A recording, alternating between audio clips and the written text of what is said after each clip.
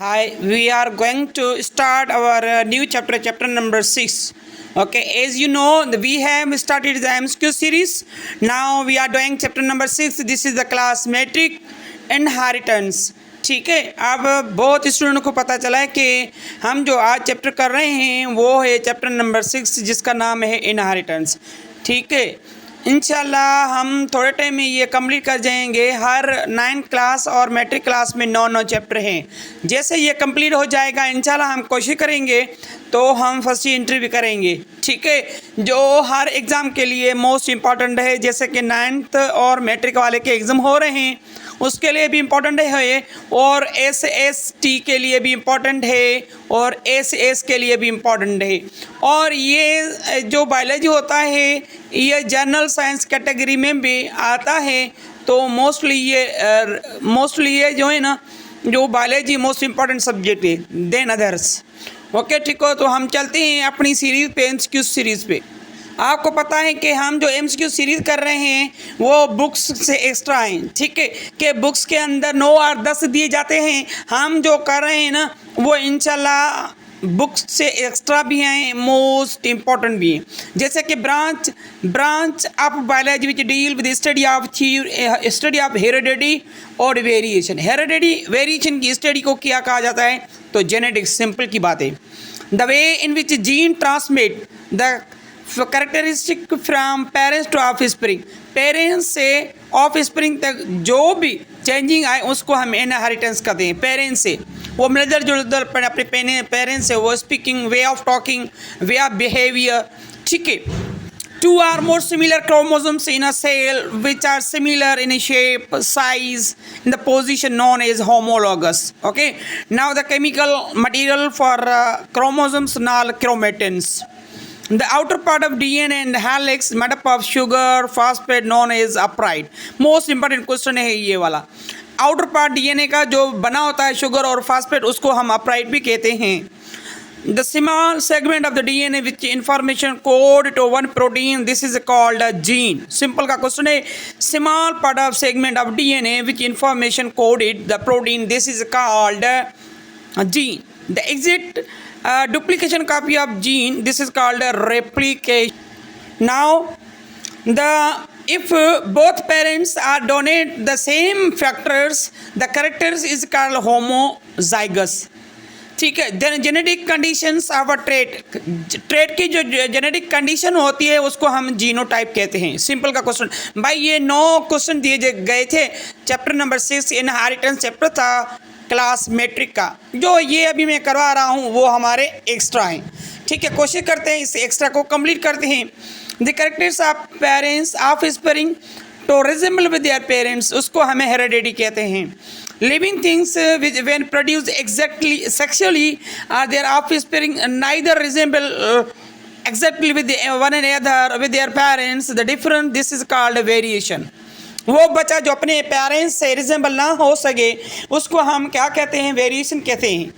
The structure, characters, functions, behavior of every organism is programmed, controlled by set of instruction which are in the form of coded. This is called a gene. Gene जो होता है ये सारे काम करता है. वो information को coded करता है, उसका function, उसका behavior, eye color, structure of hair. Simple का question है.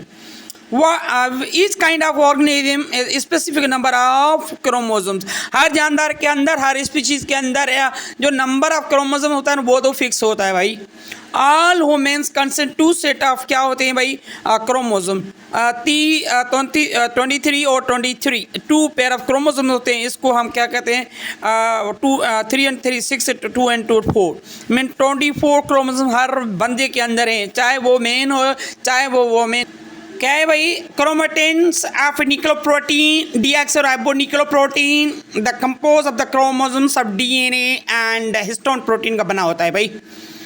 अब कर रहे हैं क्वेश्चन नंबर कर रहे हैं 16.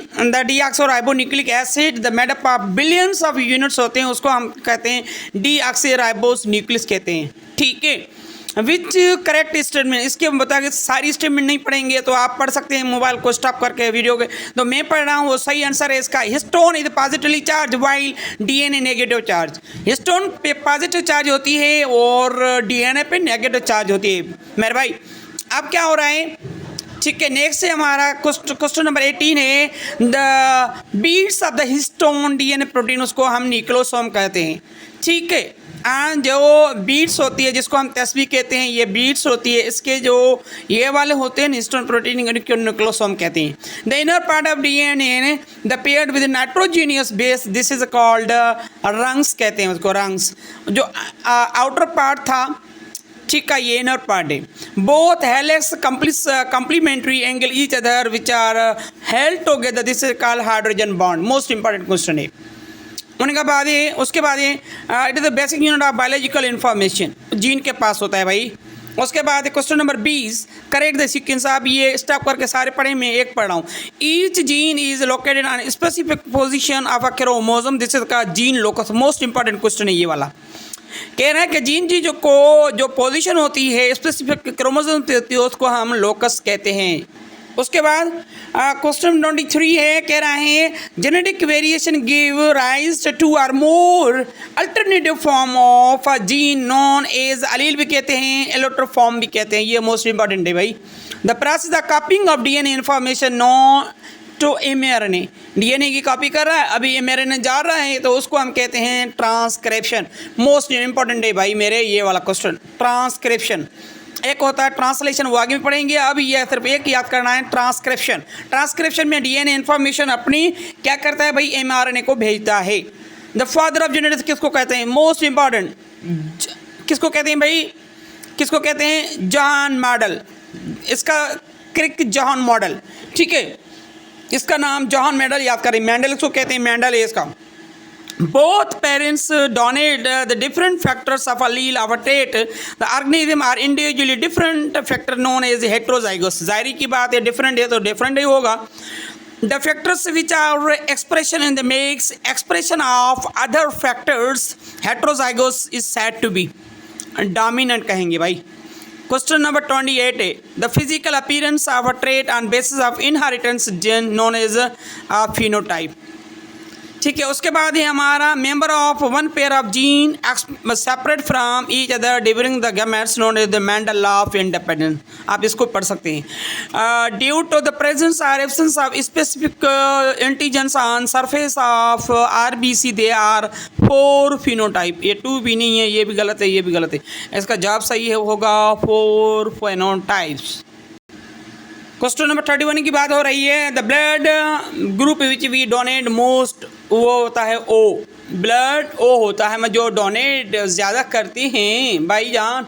उसके बाद ही हमारा the allele of trait express heterogeneous conditions on the expression gene blended to produce new phenotype known as, दोनों हो सकते, इनकम्प्लीट डोमिनेंस भी हो सकती है, पार्शियल डोमिनेंस भी हो सकती है, दोनों का ये सही है। The different characteristic such as height colour among the individual same species, this is called variation कहते हैं। हमको भी उसमें चेंजिंग आती है, हाइट की चेंजिंग आए, कलर की आए, उसको हमें वेरिएशन कहते हैं। मतलब कि जो पेरेंट्स होते हैं, पेरेंट्स से जो कलर यहाँ हाइट वो सिमिलर नहीं हो रहा है, उसकी इंडिविजुअल आ रही है स्पीशीज़ की, लेकिन स्पीशीज सेम है, तो उसको हमें वेरिएशन कहते हैं। Variation caused to change the genetic material, this is called genetic heritable variations. Question number 35, type of variation consider raw material of for evolution, उसको क्या कहते हैं भाई, जेनेटिक हेरिटेबल वेरिएशन कहते हैं। Blood groups 6 fingers in hand, blood groups sing, कुछ ऐसे लोग होते हैं जिसको 6 फिंगर्स होती हैं हैंड के अंदर, फूट के अंदर, टंग उसकी रिवॉल्विंग करती है। इन मेन द कॉमन एग्जांपल ये किसके होती हैं भाई, ये डिसकंटिन्यू वेरिएशन होती है। किसी बंदे को हाथ में से ये फिंगर्स आ जाती है, या फुट में आ जाती है, या उसकी जो टंग है वो रिवॉल्विंग करता है, इसे उसको डिसकंटिन्यू कंडीशन कहते हैं। फिनोमेना प्रोड्यूसिंग सडन चेंज, जो सडन चेंज आए उसको क्या कहते हैं, म्यूटेशन। सडन चेंजिंग को हम म्यूटेशन कहते हैं भाई। उसके बाद क्वेश्चन नंबर 38 है, he publish the book origin of species, most important origin of species book जो प्रपोज किया था नेचुरल सिलेक्शन पे, वो किसने किया था? चार्ल्स डार्विन किया था। अच्छा, ये चैप्टर नंबर 6 था, इंटर मैट्रिक का बुक था। जैसे ये कंप्लीट होने जा रहा है तो इंशाल्लाह हम कोशिश करेंगे जो नेक्स्ट हमारा बुक होगा, नेक्स्ट जो फर्स्ट इंटर होगा इंशाल्लाह, ये उस बच्चों के लिए है जिसका एग्ज़ाम नज़दीक है, या SC के लिए, जिन्हें मैंने पहले अर्ज़ किया था, ये SC के लिए या SST के लिए या SPC के अंदर SS आई हैं, उसके अंदर जो 21-23 को जो टेस्ट हो रही हैं, ठीक है, मई के महीने के अंदर, उसके लिए मोस्ट इम्पॉर्टेंट है। ठीक है, मेहरबानी करें आप इसको सब्सक्राइब करें, शेयर करें अपने दोस्त के साथ, जो वो मज़ीद अपना फ़ायदा उठा सकें। मेहरबानी, थैंक यू, अल्लाह हाफिज़।